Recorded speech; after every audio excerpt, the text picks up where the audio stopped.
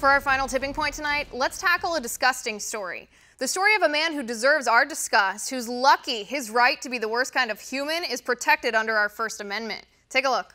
America was, until this past generation, a white country designed for ourselves and our posterity.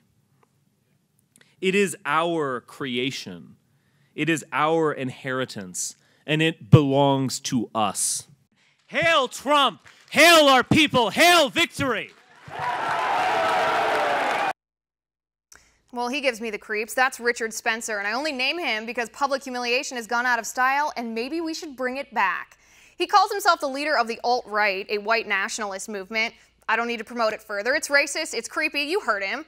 Yet if you listen to the hacks on the left, this reprehensible racist represents the 60 million Americans who voted for Donald Trump. That's right. The left talks about Stephen Bannon giving the alt-right a platform.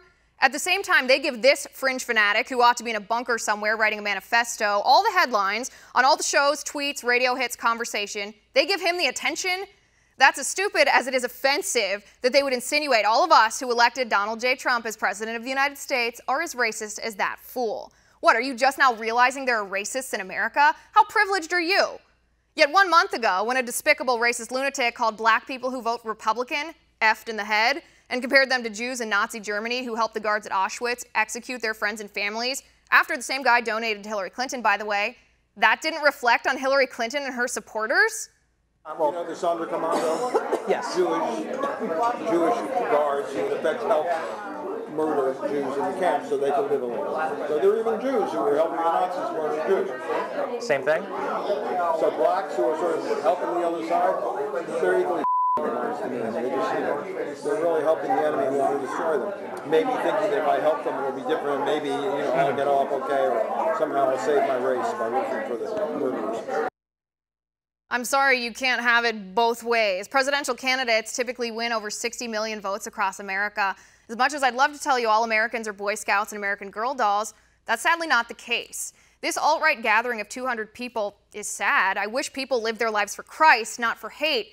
But 200 people? There are over 200 ISIS operatives in our nation at any given moment, thousands actually, many of which, by the way, we don't even know about because our border is as porous as Swiss cheese. Over 200 Americans have defected from the United States to the Middle East to fight with ISIS. At any given moment, there are approximately 50 serial killers operating in the United States. 97% of rapists never spend a day in jail. There are 1,871 rapes every day. 97% of 1,871, that's 1,815. Oh, and that's just every single day. Per year, 662,475 rapists get away with it. They're walking amongst us. There are bad people walking amongst us. You can pretend 200 racists represent half of America while you ignore over 200,000 Americans marching on Washington to celebrate life. You can make a political weapon out of hate. Once again, denying your own slogan of love Trump's hate just doesn't fit with your political agenda as often as you'd hoped, right? Funny how to liberals, our nation is racist. The same nation that elected our first black president twice by historic margins. 2 of the last 4 secretaries of state were black, both Republicans, by the way. 3 of the last 4 attorneys general were minorities, 2 black, 1 woman, 1 Latino. But I don't need to rattle off statistics to prove my point. You know the truth. You just choose to distort it. That must be an awfully nasty way to live your life. And that's my final point tonight. You can reach me on Twitter at Liz_Wheeler. You know by now I read all your tweets. Also, if you liked the show, please send me an email at oann.com/contact. Remember, we're coming to you every night at 9 p.m. Eastern now, so don't miss us tomorrow at 9. And until then, have a good night.